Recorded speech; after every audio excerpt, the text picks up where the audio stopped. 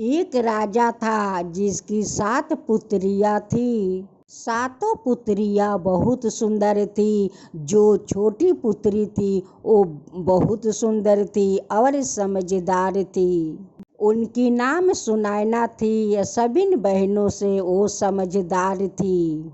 राजा का पहली पत्नी को मृत्यु हो गई थी। माँ का मृत्यु के समय सातों पुत्रियां बहुत छोटी थी। सातों पुत्रियां का पोषण पालन राजा पर आ गई थी। राजा अपना सभी राजकुमारियों से बहुत प्यार करता था। वो बहुत अच्छे से देखभाल करता था। अपना सातों पुत्रियों को माता और पिता को दोनों को प्यार देते थे। राजा चाहता था कि राजकुमारियों के ना लगे कि उनकी माता नहीं है। अच्छा अच्छा कपड़ा और अच्छा पर पकवान को प्रबंध करता। बेटियों को अच्छा से पोषण पालन करने का कोशिश करता था। धीरे धीरे बेटियां बड़ी होने लगी। अपना पिता राजा महाराजा का लिए भोजन बनाकर रख देती थी। जब राजा अपना मंत्रियों के साथ राजधानी से बाहर जाता था, राजा का खाने के लिए उनकी बेटी खाना भेज देती थी। धीरे धीरे समय बीत रहा था।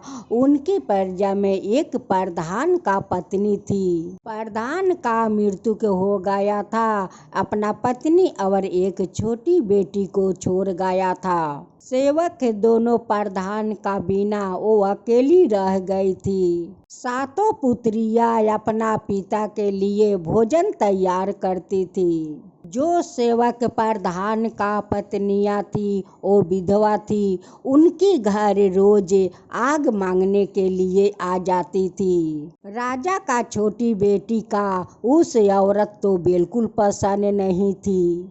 वो उन्हें रोज धुतकारती थी और कहती थी कि तुम अपना घर जाकर स्वयं आग जलाओ। रोज रोज तुम हमसे आग मांगने क्यों चली आती हो? उस औरत पर इस बात का कोई असर नहीं पड़ता। उस विधवा औरत प्रतिदिन उनसे आग मांगने आ जाती थी। राजकुमारी उन्हें कितना धुतकारती, कितना कुछ सुनाती, फिर भी उन पर कोई असर नहीं होता। उनकी 6 बहनों जो थी वो सुनैना को समझाती थी कि सुनैना तुम शांत रहो। वो विधवा है, हम लोग थोड़ी सी आग दे देंगे या वो जला लेगी तो क्या हो जाएगा। तुम उन्हें कितना लड़ती झगड़ती हो, कितना भला बुरा सुना देती हो।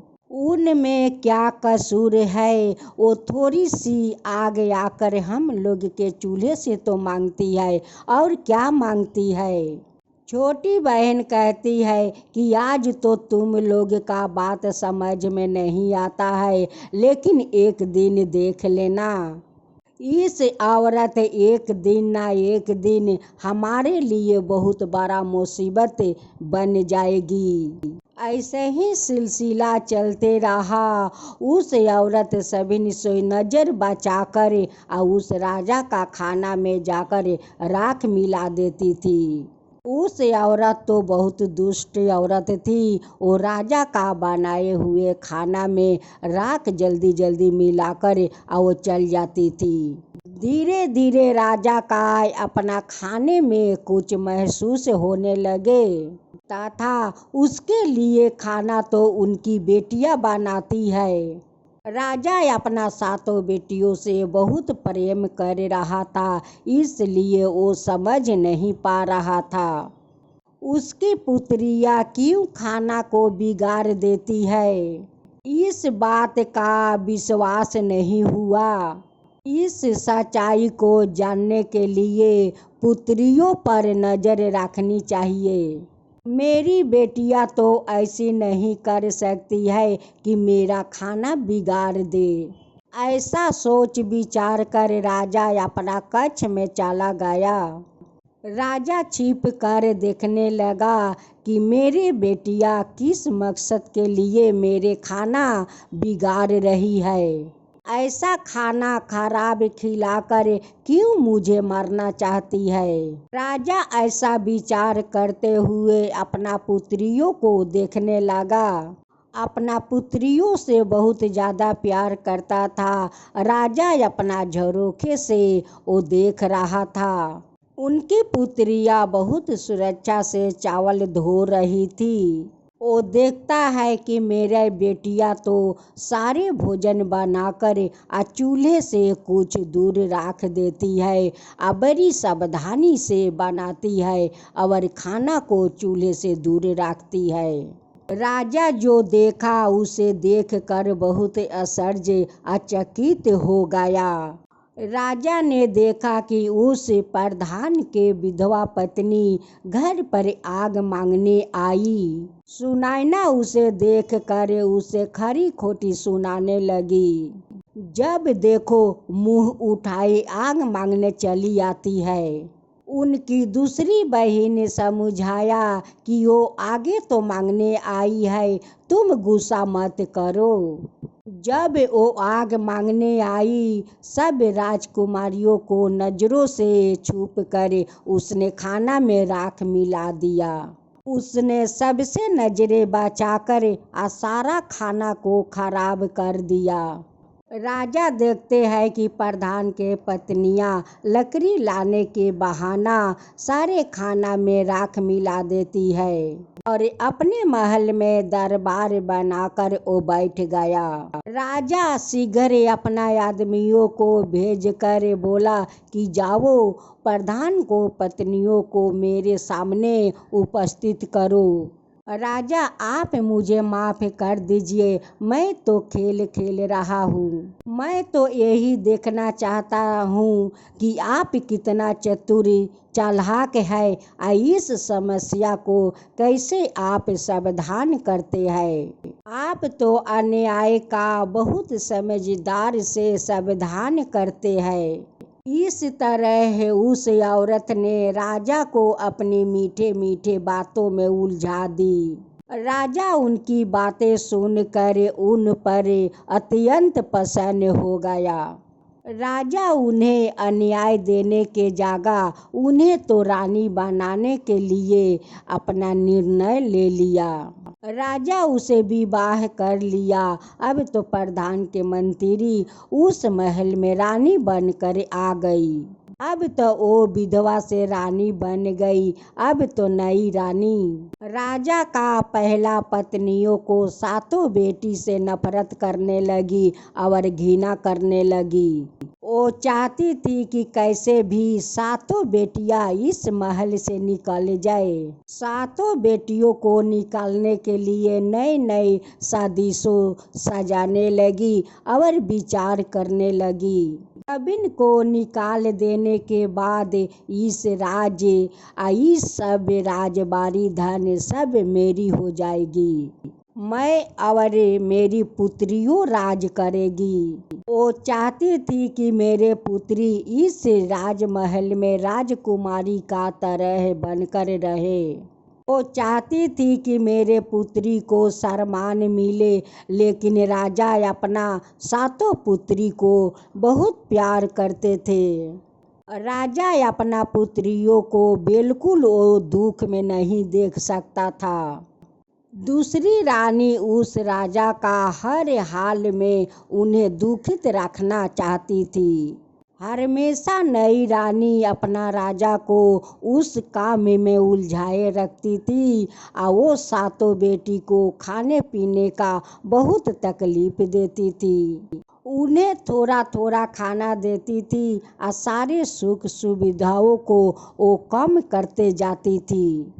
सातों बहनों पर हर प्रकार से दुखों को पहाड़ टूट पड़ा। प्रधान का पत्नी वो छोटी बेटी को हर तरह सुख सुविधा देने लगी। उसने अपना बेटियों को राजकुमारी का तरह रहने के लिए उत्सुक करती है और कहती है कि तुम राजकुमारी का तरह रहो। अपने बेटी के लिए अच्छे अच्छे कपड़ा पहनाती, अच्छे अच्छे खाना बनाकर खिलाती, अच्छे अच्छे सब चीज़ों को उनकी पूर्ति करती। नई रानी सातों पुत्रियों को वो सुख सुविधा से वंचित राखी। एक दिन सातों बहनों बहुत दुखित थी। वो बाहर जाकर सातों बहना अपना माँ को समाधि पर बैठकर रोने लगी। इस तरह है अपना माँ से कहने लगी कि माँ, अपना सातों पुत्रियों को इस तरह लाचार बेबस तुम नहीं देखती हो। हम सब कितनी बेबस है, हम सब कितनी भूखी है, हम सब भूखे प्यासे तड़प रहे हैं। माँ, हम लोग अब क्या करें। इसी तरह है वो लोग जब दुखित होते तब अपना माँ का समाधि पर चले जाते और अपना माँ से सारे दुखड़ा कहते। जब सातों बहनें माँ का समाधि पर बैठकर वो रो रही थी, सिसकियाँ भर रही थी, तभी न देखती है कि उस समाधि पर एक अनार का गाछ हो गया है। जल्दी से उस गाछ में स्वादिष्ट फल लद गया। सभी बहनों उस फल को खाकर अपना भूखों को शांत करने लगी। जब उनकी सौतेला माँ पर्याप्त उन्हें खाने के लिए नहीं देती, इस तरह है अपना माँ का समाधि पर आकर उस अनार को खाकर अपना भूखों को शांत करने लगी। इस तरह है सौतेला माँ का घटिया खाना वो लोग खाना बंद कर दिया। अनार का फल खाकर वो लोग जीवित रहने लगे।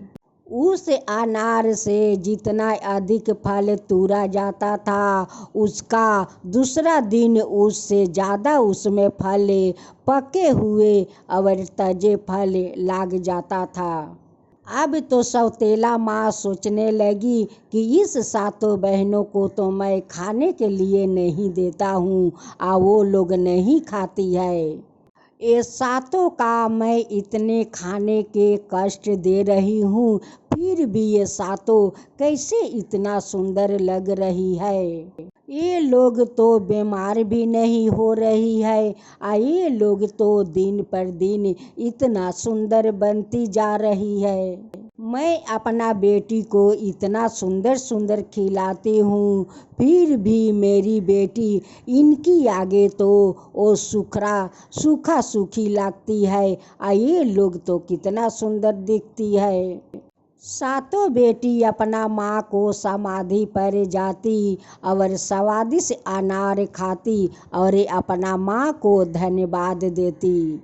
जब सौतेली माँ को रहा नहीं गया, तब सौतेली माँ अपना बेटी को वो सातों का पीछा लगा दी कि तुम जाकर देखो कि वो लोग कहाँ जाती है, क्या खाती है। उस सौतेला माँ का बेटी वो सौतेला सातों बहन को देखती है कि अपना माँ को समाधि पर जाकर उस पर से पके हुए अनार सबिन इकट्ठा कर रही है। सुनैना अपना सभी बहनों से कह रही है कि यह देखो, वो तो हम लोग का पीछा कर रही है, हम लोग का छिप कर वो देख रही है, चलो उन्हें हम लोग भगा देते हैं, इस अनार का पेड़ को हम लोग छुपा देते हैं। ये तो जाकर अपनी माँ से बढ़ा चढ़ा कर बात करेगी, हम लोग के लिए तो ये बहुत परेशानी बढ़ा देगी। सुनैना को औरों बहनों कहने लगी कि सुनैना, तुम दुखित मत हो, तुम दुखित मत हो। बड़ी बहनों कहती है कि इनकी माँ हम लोग का इतना कष्ट देती है, तो इसमें उनकी क्या कसूर है।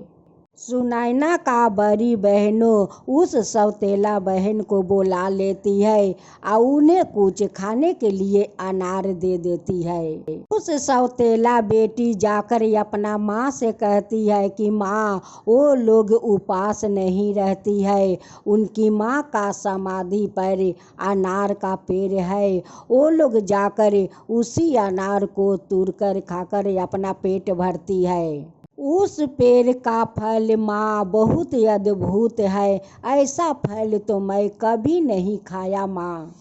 बेटी का बात सुनकर रानी तो बहुत गुस्सा में आ गई और सोचने लगी, अब मैं उन्हें वहाँ फल खाने से मैं कैसे रोकूं। उसने पूरा समय अपना कक्ष में बिताया। राजा रानी का कक्ष में जाते हैं और रानी को उदास के कारण पूछते हैं कि तुम्हारा उदास रहने का कारण क्या है। रानी कहती है कि मेरे सर में बहुत दर्द है, ऐसा लगता है कि ये दर्द मेरा प्राण ले लेगा। अगर मेरा सर का दर्द ठीक हो सकता है तो तुम्हारा पहली पत्नी का समाधि पर उस अनार का पेड़ है, उसी अनार का पेड़ के कारण मेरा सर में दर्द है। अगर उस अनार का उखाड़ कर उसकी जड़ और पाता को गर्म करते हुए मेरे माथे को मालिश किया जाए तो मेरा सर का दर्द ठीक हो सकता है। राजा अपना रानी को बात सुनकर उसी समय राजा अपना आदमी को बैठाता है और कहता है कि मेरे पत्नी को समाधि पर जो अनार का पेड़ है उसे पेड़ को उखाड़ कर पाता सुधे मेरे सामने ले आओ। उस सेवक राजा को आज्ञा को पालन किया और वो जाकर शीघ्र अनार को पेड़ पत्ते सुधे और शिकर सुधे उखाड़ कर उनके सामने ले आया। जैसे उस रानी बोली थी वैसे ही राजा करवाया। उस शिकर और पत्तों को पानी में उबलवा दिया। उसी से रानी को सिर को मालिश करवाया गया और सेवन करवाया गया। उस गरूर घमंडी रानी कहती है कि मैं बिल्कुल ठीक हो गई हूँ, मैं बिल्कुल अच्छी हो गई हूँ। जब सातों बहनें अपना माँ को समाधि पर जाती है और देखती है कि वो सुंदर पेड़ अनार का वहाँ से तो गायब हो गया है। देख कर सातों बहनें बहुत परेशान हो गई और वहीं पर रोने लगी। सातों बहनें सोचने लगी कि अब तो माँ का समाधि पर अनार नहीं है, अब हम लोग क्या खाएंगे। तो बहनें रोते रोते दुखित हो गई और अपना माँ से प्रार्थना करने लगी। तभी न देखती है कि उस समाधि पर एक छोटा सा तालाब बन गया है। ऐसे उस तालाब में सफ़ेद मलाई और उस सफ़ेद मलाई बिस्कुट बन गया। बहुत आश्चर्य होकर देखा और देख कर सभी बहनों बहुत खुशी हो गई। जो बिस्कुट लेकर सभी बहनें खाने लगी और बहुत स्वादिष्ट थी, वो सभी बहनों उस बिस्कुट को बड़ी स्वादिष्ट से खाने लगी। इस तरह वो लोग रहने लगी। जब सातों बहनें वो समाधि पर जाते हैं तो उस तालाब में वो सफ़ेद मलाई के तरह बन जाता है और उस मलाई बिस्कुट का रूप ले लेता है। उसी बिस्कुट को खाकर वो लोग अपना भूख को शांत करती है। उस दुष्ट रानी और घमंडी वो अपना बेटी से कहती है कि यहाँ पर क्या हो रहा है। वो लोग तो पहले की जैसी वो लोग रहती है। मैं तो उस समाधि पर जो अनार था उसे तो मैं उखड़वा कर फेंकवा दी, लेकिन ये सारे बेटियों तो दुखित नहीं रहती है, ये तो बहुत खुशी खुशी रहती है। मैं अपना बेटी को इतना अच्छी अच्छी भोजन खिलाती हूँ, फिर मेरी बेटी को सुक्ति लगी रहती है। आई सातों को तो चेहरा कितना सुंदर होते जा रहे हैं। घमंडी रानी अपना पुत्री से कहती है कि इस सातों पर तू नजर रख, देख क्या मजरा है। सौतेला माँ का बेटी छुप छुप कर देख रही है, देखती है कि अपना माँ को समाधि पर जाकर वो लोग तो स्वादी से बिस्कुट खा रही है। सुनैना अपना बहनों से कहती है कि ये लड़की फिर दोबारा आकर हम लोग पर नजर रख रही है। सुनैना अपना सभी बहनों से कहने लगी कि इस तालाब को हम लोग ढाक लेती हूँ, अगर इस बिस्कुट में से उन्हें खाने के लिए दिया गया तो वो जाकर अपनी दुष्ट माँ से कह देगी। हमारे लिए तो दुर्भाग्य का बात होगी। फिर वो दुष्ट रानी कुछ न कुछ षड्यंत्र वो सजाने लगेगी। सुनैना का बड़ी बहन सुनैना पर ध्यान नहीं देने लगी। अब तो बड़ी बहन सुनैना को समझाने लगी। सुनैना का बड़ी बहन वो सौतेला बहन को बुलाकर बिस्कुट खिला देती है। वो जाकर अपना माँ से कह देती है कि उनकी माँ का समाधि पर एक तालाब है, उस तालाब में अपने से अपने बिस्कुट बन जाता है, उसी बिस्कुट को वो लोग खाकर अपना भूख को शांत रखती है। अब तो ये बात सुनकर वो दुष्ट माँ बहुत क्रोध हो जाती है। उस शैतान रानी सेवक से कहती है कि जाओ उस समाधि को खोद कर उसे फेंक दो, और जो तालाब छोटा सा है उस तालाब में जंगल कूड़ा से भर दो। राजा उस दुष्ट रानी का कक्ष में जाकर उनकी बीमारी का कारण पूछने लगा। राजा कहने लगे कि मेरे सारे राजपाट क्यों ना बिक जाए, लेकिन तुम्हें मैं अच्छा वैद्य को बुलाऊंगा और तुम्हें ठीक करूंगा। दूसरी रानी तो वो चाल चल रही थी। वो वैद्य से कहती है कि इतना कुछ करने को कोई ज़रूरत नहीं है। राजा उस शैतान रानी से कहते हैं कि तुम बताओ तो सही, तुम जो कहोगी वही मैं करूँगा। शैतान रानी उस राजा से कहती है कि तुम्हारा जो सातों बेटियां है उस सातों बेटियों को तुम हत्या कर दो और उनकी रक्त लिया कर उस रक्त को मेरे सर पर लगा दो, मेरे हथेली पर लगा दो, तो मैं मरने से बच जाऊंगा। इतना बात सुनकर राजा का तो पैर के धरती घिसक गया। राजा तो मूर्छित होकर वो धरती पर गिरने वाला जैसा हो गया था। राजा का तो प्रतिका टूटने का भय था और राजा तो अपना राजकुमारियों से बहुत प्यार करता था। फिर राजा अपना छाती को सख्त किया और राजकुमारियों को तलाश करने लगा। राजा देखता है कि वो अपना माँ का समाधियों पर सातों बेटी है। वो सातों बेटी के पास जाता है और देखता है कि अपना माँ को समाधि पर बैठकर वो सातों बेटियाँ रो रही है। उस हालत में अपना सातों बेटी को देखकर राजा का तो बहुत दुख हुआ। वो तो अपना सातों बेटी से बहुत प्यार करता था। एक तरफ रानी और राजा का प्रतिज्ञा और दूसरे तरफ उनकी बेटी का जीवन। राजा का कुछ समझ में नहीं आ रहा था कि मैं क्या करूं ना करूं। वो सातों पुत्री से कहता है कि मेरे साथ तुम लोग बाहर जंगल में चलो। सातों पुत्रियां अपना पिता को बात मानकर अपना पिताजी के साथ चल दिया। पिताजी अपना सातों पुत्री को लेकर जंगल का तरफ चल दिया। राजा जंगल में आग लगा दिया और लगाकर कुछ चावलों पकाया। उस समय तो खाने का समय था। उस समय बहुत गर्मी था। सातों बहन खाना खाकर गहरी नींद में सो गई। राजा देखता है कि सातों बेटियां तो मेरी सो गई है। उस सातों से नज़र छुपाकर वहाँ से भाग गया। राजा अपना सोते हुए पुत्रियों को छोड़कर चला गया, लेकिन सोच कर बहुत खुश हो रहा था कि जाके मेरे सातों पुत्रियां जहाँ भी रहेगी वहाँ पर जीवित तो रहेगी। अपनी सौतेली माँ का अत्याचार से तो वो बची रहेगी, वो लोग कहीं जाकर अपना जीवन बिता लेगी। राजा भगवान से प्रार्थना करते हैं कि हे भगवान, मेरे पुत्रियों को जानवर को खाने से मेरा पुत्रियों को आप बचा लीजिए।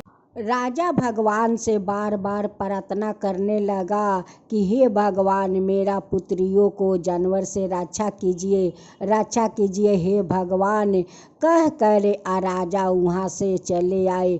आते आते देखता है कि एक हिरन है, उसी हिरन को शिकार करते हैं और उसी हिरन का खून लेकर महल में राजा आते हैं। राजा उस शैतान रानी का सिर पर खून लगा दिया, हथेली पर लगा दिया। उस सौतेला रानी सोच रही है कि सचमुच राजा अपना बेटी का खून मेरे सर पर लगा रहे हैं। रानी राजा से कहती है कि मैं अब बिल्कुल ठीक हूँ। उधर सातों बेटी का जब जंगल में आँख खुला, जब सातों बेटी का आँख खुला तो सातों बेटी उस घनघोर जंगल में वो लोग अकेले पाया। उस जंगल में जानवरों को चिल्लानी सुनकर वो सातों बहनों डरने लगी और डर के मारे कांपने लगी। डर के कारण वो सातों बहनों चिल्लाने लगी, रोने लगी। सातों बहनें अपना पूरा शक्ति लगाकर अपना पिताजी को पुकारने लगी। सातों बहनों को बहुत आशा था कि पुकारने पर पिताजी जरूर हम लोग का पास आ जाएंगे, लेकिन वो लोग का तो बहुत समय बीत गया था। सातों बहनों को ऐसा लगने लगा कि हम लोग का चिल्लानी कहीं बादल गरज रहा है। उस जंगल में पड़ोसी राजा दूसरे राज्य से 7 राजकुमार आए थे उस जंगल में शिकार खेलने के लिए। जब कि सातों राजकुमार अपना घर लौट रहे थे, तब इन छोटा राजकुमार अपना सबिन भाई को रोकते हैं और कहते हैं कि इस जंगल में किसी न किसी तो यहाँ पर फंसे हुए हैं। छोटे राजकुमार कहने लगे कि कोई तो रो रहा है, हम लोग का पुकार रहा है। क्या तुम लोग इस आवाज को नहीं सुन रहे हो? चलो कुछ दूर आगे चलते हैं और तलाश करते हैं। छोटे राजकुमार का कहने पर छवो भाई उस जंगल को चीर डाला और अपना घोड़ा को दौड़ा दिया।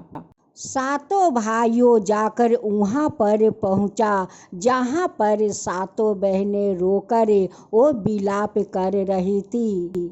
इस तरह उस लोग का विलाप सुनकर और छोटे राजकुमार को दया आ गई। राजकुमार उन लोगों से पूछा कि तुम लोग यहाँ पर आकर कैसे फंस गई हो? राजकुमारियों उस सातों भाइयों से अपना सारा कहानी सुना दिया। राजकुमार कहने लगे कि भगवान का कृपा से सातों राजकुमारी हम लोग का मिल गई। इन्हें हम लोगों को अपना साथ महल में ले जाना चाहिए और महल में ले जाकर इनसे शादी करके अपना साथ रखना चाहिए। बड़ी राजकुमारों ने उनकी बड़ी बहन से शादी किया, फिर दूसरा वाला दूसरी बहन से शादी किया। ऐसे करते करते सातों भाई सातों बहनें से शादी कर लिया। सबसे छोटे राजकुमार सुनैना से शादी की कि सबसे ज़्यादा वो छोटी बहन बहुत बुद्धिमान थी। सातों राजकुमारों शादी करके अपना महल में लौट आया। उनकी महल में तो खुशियाँ का लहर दौड़ने लगा। सबसे छोटी बहन सुनैना थी, उन्हें एक बेटा हुआ। वो लोग का ऐसा लगने लगा कि इस बच्चा को एक पिता नहीं है, 7 पिता है और 7 माताओं है। इस तरह सभी मिलकर उसे पोषण पालन करने लगा। इस तरह बीतने लगे समय। बीते बीते सुनैना का बेटा तो 2 बरस का हो गया। छोटे राजकुमार अपना 6 भाइयों से कहने लगे कि मुझे तो शिकार खेलने का बहुत मन करता है।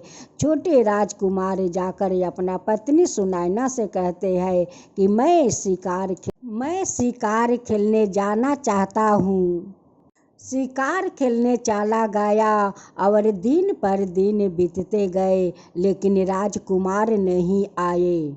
यह कोई नहीं जान सका कि वो कहाँ चला गया, क्यों नहीं आपस आया।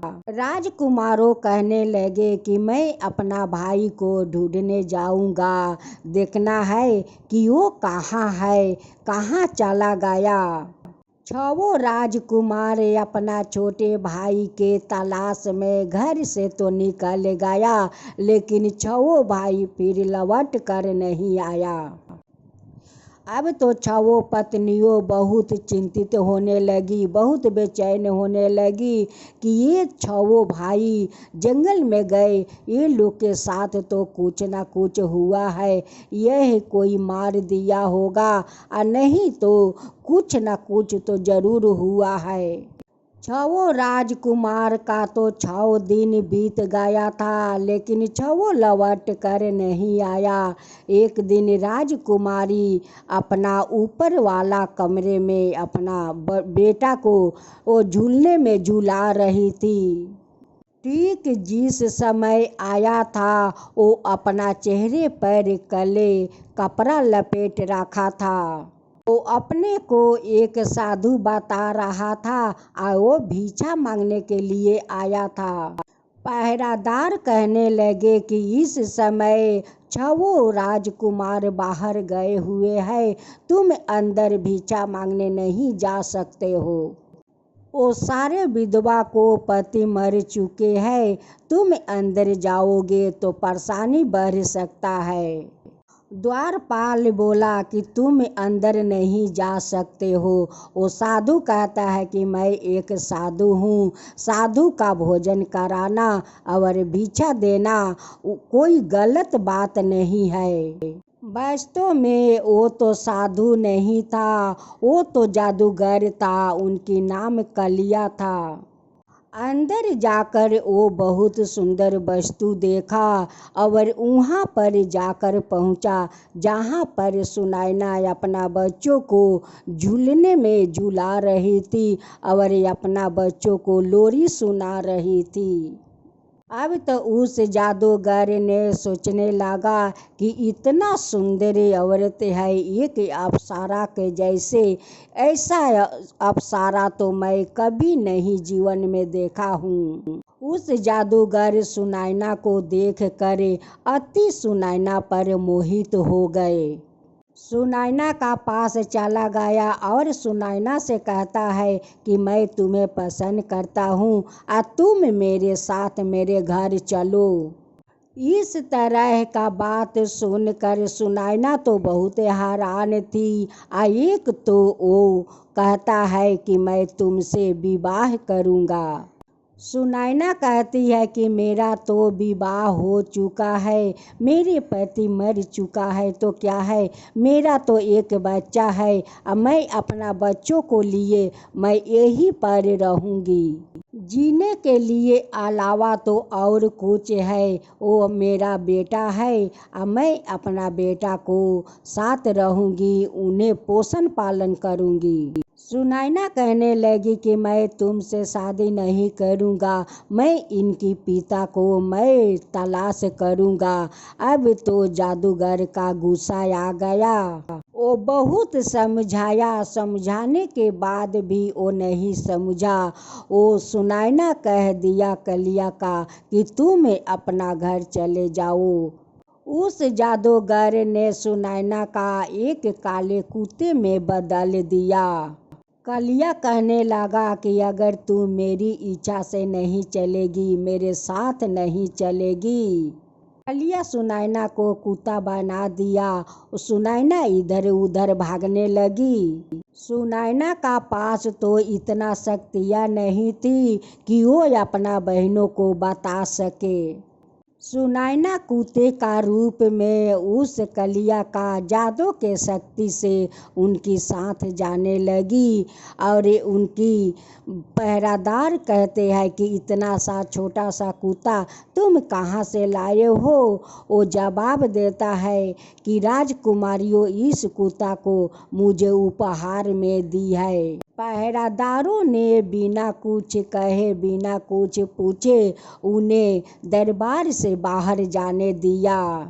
छहों बहनों उस कमरे में जाती है जिस कमरा में सुनैना रहती है। उस कमरे में जाकर देखती है कि उस कमरे में तो कोई नहीं है।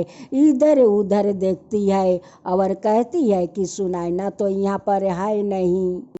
छहों बहनों जाकर उस पहरादार से पूछा तो पहरादार ने बताया कि एक साधु आया था और उस कुत्ते के बारे में भी बताया।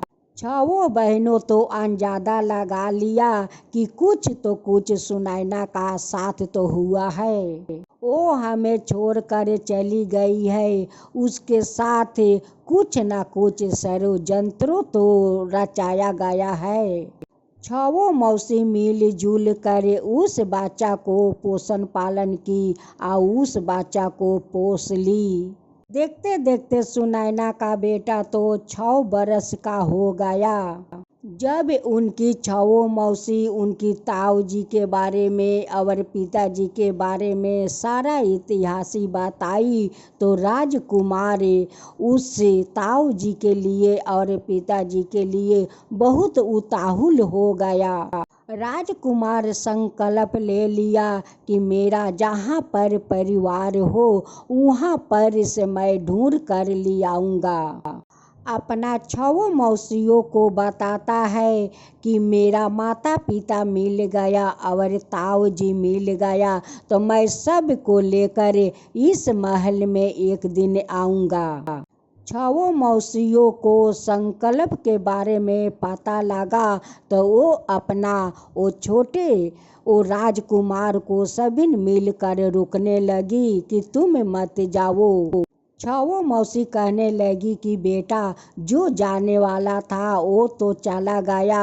अब हम लोग तुम्हें नहीं खोना चाहता हूँ। हम लोग तो अपना पतियों अपना बहनों को तो खो दिया, लेकिन हम लोग तुम्हें नहीं खोना चाहती हूँ बेटा, नहीं खोना चाहती हूँ। अगर तुम भी हम लोग से दूर चले जाओगे तो हम लोग रह कर क्या करेंगे और जिंदा रह कर क्या करेंगे बेटा। लड़का अपना मौसी से कहता है कि मौसी हमें तुम लोग मत रोको, मुझे जाने दो। मेरे माता पिता और ताऊ जी मिल गए तो मैं एक दिन जरूर इस महल में लेकर आऊँगा मौसी। वो तो अपना तलाश में चल पड़ा, लेकिन ये भी समझ में नहीं आ रहा था कि मैं अपना संबंधियों को मैं कैसे तलाश करूं, कैसे मैं क्या करूं। जब वो 80 कोस का यात्रा कर चुका था तब वो निराश हो गया था। कहीं भी उनकी माता पिता और ताऊ जी को पता नहीं चला था। इसी तरह वो किसी दूसरे गांव में चला गया था जहां बड़े बड़े पत्थर था, गाछ वृक्ष था, बहुत भारी इमारत था। वहां पर वो पहुंच गया था। जब वो इमारत को देख रहा था उसी इमारत से वो माली का पत्नी निकली। मालिन अपना इमारत से निकल आती है और कहती है कि बच्चों तुम कैसे इस खतरा स्थान पर आ गए हो। उस लड़का ने कहा कि मैं यहाँ पर अपना माता पिता को और ताऊ जी को ढूंढने आया हूँ। मेरी माँ को डेरा धमकाकर एक कुत्ता बनाकर अपना साथ ले गया है। उस मालिन ने कहा कि इस देश एक जादू है, यहाँ पर जितना कुछ दिखता है सब जादू के है, ये जादू का देश है। जो लोग उनकी बात का उल्लंघन करता है, उनकी बात नहीं मानता है, अपना जादू का शक्ति से वो पत्थर और पेड़ बना देता है। यहाँ पर जो तुम पेड़ पत्थर देख रहे हो वो सारे सब एक दिन जीवित प्राणी थे। हमारे मालिक जादूगर अपना शक्ति से ये सब कुछ बना दिया है। यहाँ पर एक कभी राजा आया था, फिर 6 उनकी भाई आए थे, उन सब को पेड़ और पत्थर में बदल दिया। वो लोग तो दुर्भागे नहीं थे जिसकी रानी इस इमारत में कैद बन कर रहती है, जिस रानी को 12 बरस से इस इमारत में उसे कैद बनाकर रखा है। जादूगर उसे विवाह करना चाहता है, लेकिन वो उस जादूगर से शादी करना नहीं चाहती है। ये सब बातें सुनकर वो राजकुमार सोचा कि ये तो मेरे माता पिता और मेरे ताऊ जी सब है। अंत में मैं सबको खोज लिया जिसके लिए मैं भटक रहा था। उस लड़का सारे बात उस मालिन को बताया और उसे प्रार्थना किया कि मुझे सहायता करो। उस लड़का उस मालिन से विनती करने लगे कि ये सभी लाचारों आदमियों को मैं विनती आपके करती हूँ, आप मुझे मदद कीजिए। उस लड़का को बात सुनकर और सारे लाचारों को बात सुनकर उस मालिन ने उस लड़का के साथ मदद करने के लिए वो वादा कर देती है। मालिन सोचने लगी कि इस लड़का के मदद करके मैं भी इस जादूगर से बच जाऊंगा, इसलिए उस लड़का के साथ देने में हाँ भी भर ली। दोनों दोस्ती बन गया। अब मालिन कहने लगी कि देखो तुम अपना रूप बदल लो, नहीं तो जादूगर देखेगा तो तुम्हें भी पत्थर में बदल देगा। मालिन ने उस लड़का को अपना साड़ी पहना दिया, पहना देती है और कहती है कि कोई पूछेगा तो मैं बता दूंगा कि ये मेरे पुत्री है। उस जंगल में उस सुंदर लड़की का घूमते हुए कलिया देख कर माली का पत्नी को अपना पास बुलाता है। उस मालिन को बुलाया और उससे पूछा कि ये लड़की कौन है। वो बताती है कि ये तो मेरा पुत्री है। पहली बार राजकुमार उस जादूगर से मिलता है, वो भी लड़की का रूप में। जादूगर कहता है कि तुम तो बहुत सुंदर हो, देखो मेरा उपहार लेकर उस इमारत में तुम जाओगी। जादूगर का बात सुनकर राजकुमार बहुत खुश हो गया कि मैं अपना माँ के लिए कोई उपहार लेकर जाऊंगा। राजकुमार जाकर उस सारे बात जादू का उस मालिन को बताया। मालिन तो मशहूरा किया कि तुम इसी भेष में तुम्हें रहना है। और राजकुमार कहते हैं कि इसी रूप में मैं रहूँगा और मैं अपना माँ के साथ मिलूँगा। राजकुमार का हाथ में एक अंगूठी था, उस अंगूठी पर एक नाम लिखा था। जब राजकुमार छोटा था तब उनकी माँ उनकी अंगुली में पहना दी थी। जब राजकुमार बड़ा हो गया तो उनकी मौसी उस अंगूठी को कटवा कर और उनकी अंगुली के माप बनाकर उनकी अंगुली में पहना दिया। मालिन राजकुमार से कहती है कि ऐसा कुछ तुम इस गुलदस्ते में रख दो कि उस चीज में तुम्हारा पहचान होगा, क्योंकि बिना समस्या का कोई संभव नहीं होगा। जादूगर अपना शक्ति से हमेशा उस सुनैना पर वो नजर रखता था।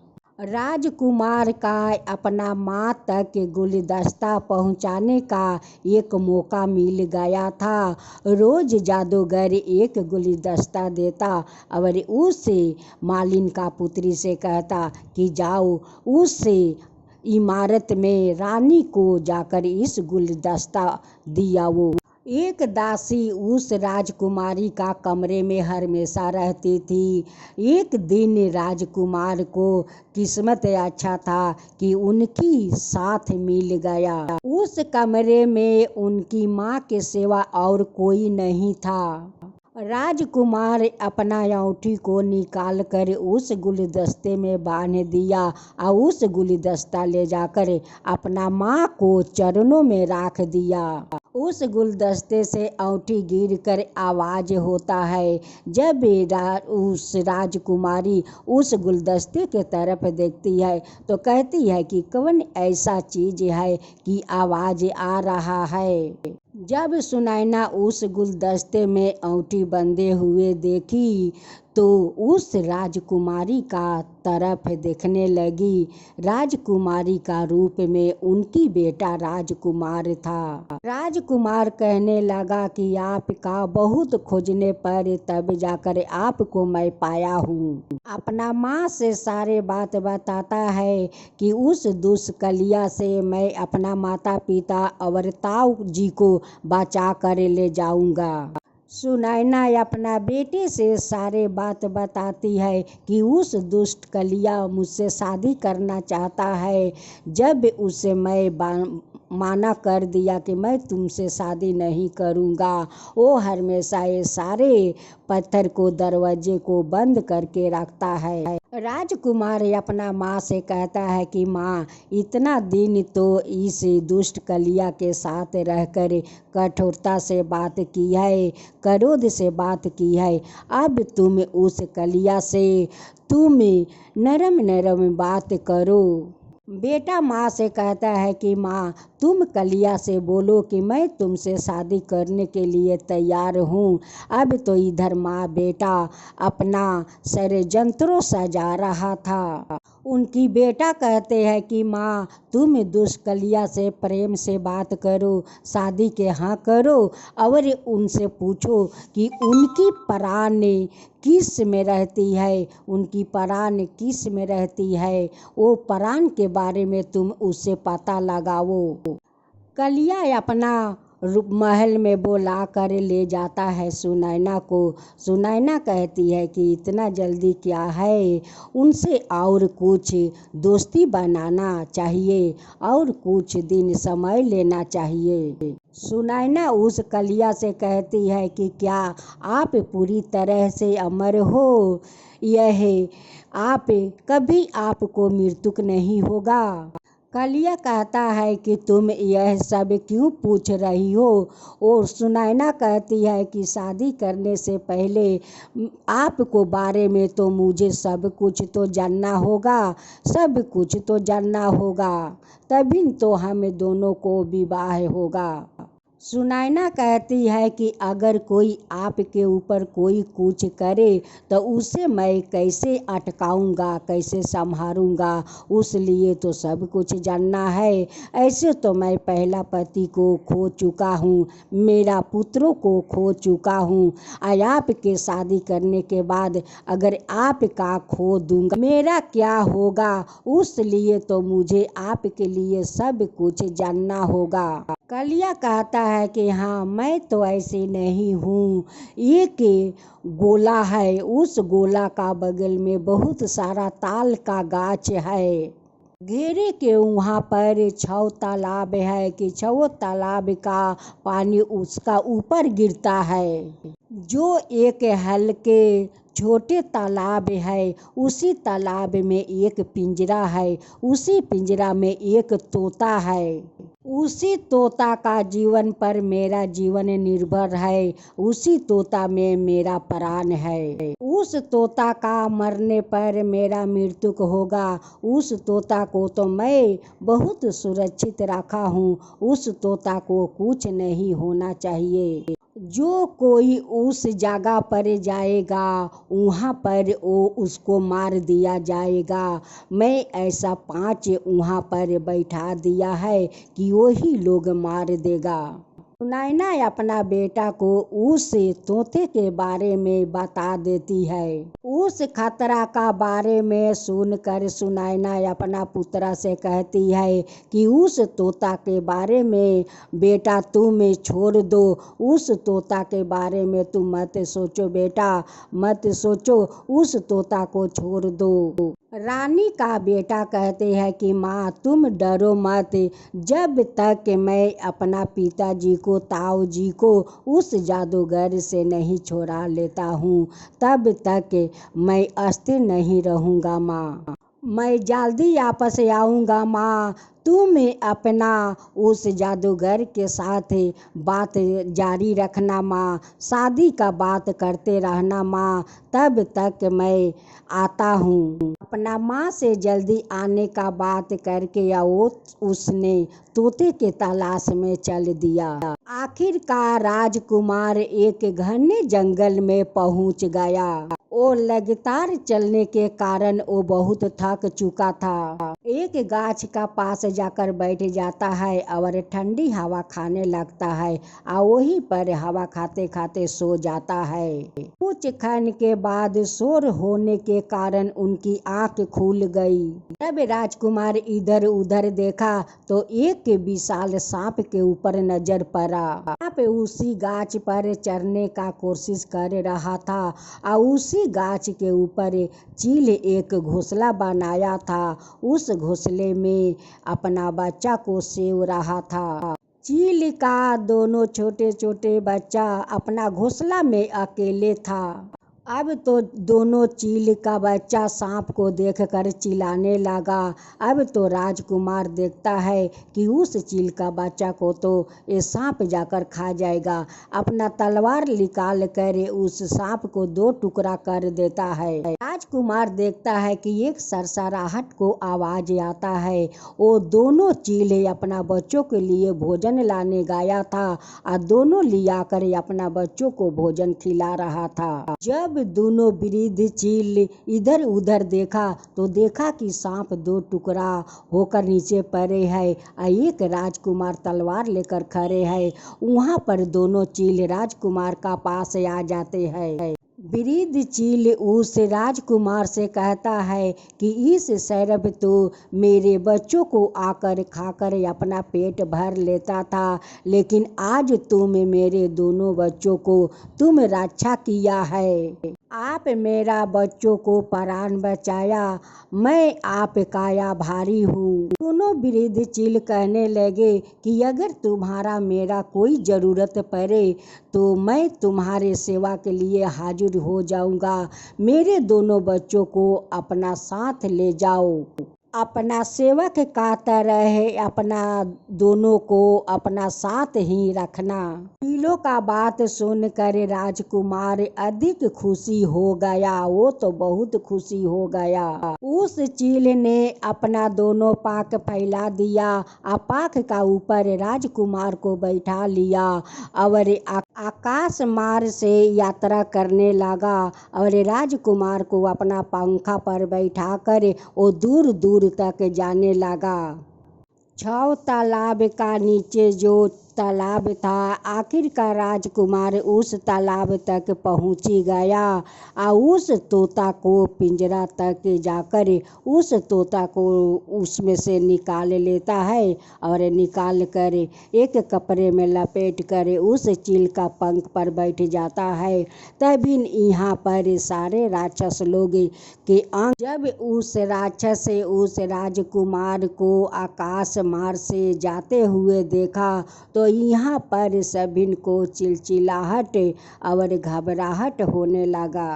राजकुमारों को चीलों अपना पीठ पर बैठाए हुए और उड़ते हुए अपना घोंसला तक पहुँच गया। राजकुमार कहने लगे कि अब अपना दोनों बच्चों को अब रखिए, अब आपको बच्चों को खतरा नहीं होगा। अगर फिर से इन्हें मुझे ज़रूरत पड़ा तो मैं ज़रूर इन्हें अपना पास बुला लूँगा। राजकुमार उसी तोते के साथ उस इमारत के नीचे बागान में खेल रहा था। उसी इमारत से कलिया एक झरोखे से देखता है कि राजकुमार तोता के साथ खेल रहा है। कलिया उस राजकुमार के पास पहुंचता है और कहता है कि बच्चों, इस तोते को तुम कहाँ से लाए हो? कलिया कहता है कि इस तोते के बदले में मैं तुम्हें बहुत सारा धन दूंगी। राजकुमार बोल दिया कि मैं इस तोता को तुम्हें नहीं दूंगा। राजकुमार कहने लगा कि ये कई सालों से मेरे प्रिय पंछी है।